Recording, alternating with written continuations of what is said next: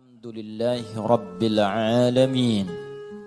Sebelum sampai pada pemaknaan ayat ini, kita akan coba ingatkan kembali korelasi dengan ayat sebelumnya dan penamaan dengan surah Al-Fatihah.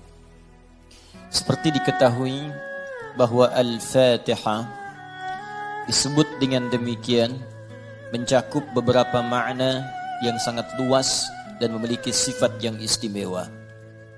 Al-Fatihah bisa berarti pembuka bila terkait dengan ayat-ayat Allah Subhanahu wa taala, maka ia dipahami sebagai pembuka dari firman Allah yang diturunkan pada Nabi Muhammad sallallahu alaihi wasallam sebagai mukjizat sekaligus wahyu yang menandai kerasulan Nabi Muhammad sallallahu alaihi wasallam. Jika dikaitkan pula dengan mushaf, yaitu susunannya yang kemudian kita bacakan sampai saat ini, tertulis di antara dua jilid berisi firman Allah Subhanahu wa taala saat dibacakan, maka Al-Fatihah disebut demikian karena ia membuka surah pertama dalam mushaf. Dimulai dengan surah ini, dibuka dengan untayan-untayan di ayat ini, dan hingga diakhiri sampai dengan ke surah An-Nas. Namun demikian, Al-Fatihah alnya juga memiliki makna istighraq, sesuatu yang luas jangkauannya, menyeluruh sifat keistimewaannya. Disebut demikian seakan memberikan kesan dan pesan kepada kita bahwa al di sini menunjukkan sesuatu yang luas terkait dengan semua jenis kebaikan. Fatihah artinya pembuka, taknya sifat. Jadi kalau ingin dibukakan sifat-sifat kebaikan kepada kita di semua aspek kehidupan, baik dalam fisik kita yang sehat, baik dalam rizki kita, baik dalam kemuliaan hidup kita, baik dalam segala aktivitas yang kita lalui dari ujung kepala sampai ujung kaki, maka pelajarilah seluruh isi Al-Fatihah ini. Maka Anda akan mendapatkan bimbingan dan mendapatkan kemuliaan dari Allah Subhanahu wa taala yang akan membuka semua sifat-sifat kebaikan dalam hidup kita. Karena itulah surah Al-Fatihah juga disebut dengan surah Asy-Syafi yang memberikan nilai-nilai kemuliaan, kebaikan, pembuka pintu kesehatan bagi orang-orang yang diuji dengan penyakit. Asy-Syafi, Al-Kafi, sesuatu yang dicukupkan dengannya, yang menjangkau semua hal kebutuhan yang kita perlukan dalam kehidupan di dunia.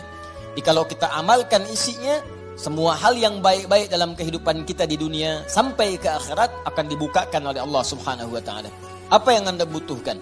Apa yang Anda perlukan? Apakah kemudahan dalam beraktivitas? Apakah kemudahan dalam rizki?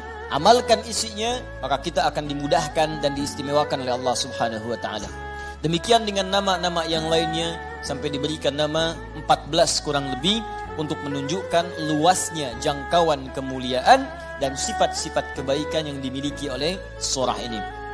Lalu pertanyaannya, bagaimana kemudian mendapatkan hal yang dimaksudkan tadi? Kalau sakit, cepat sembuhnya. Orang dulu dibacakan sekali Al-Fatihah, dengan izin Allah langsung sembuh. Kalau kita ada kesulitan rezeki, cepat didatangkannya. Orang dulu kemudian mengamalkan surah Al-Fatihah, maka bahkan ada orang yang belum minta, sudah langsung disediakan oleh Allah Subhanahu wa taala. Demikian dengan aspek-aspek yang lainnya.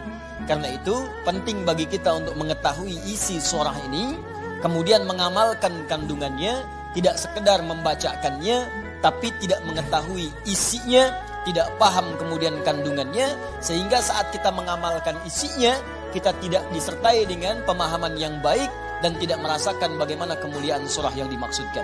Yang paling berbahaya, dibaca iya tiap hari, tapi nggak diamalkan isinya, itu persoalannya. Berbahayanya bukan berbahaya dalam persoalan nggak dapat pahala, bukan.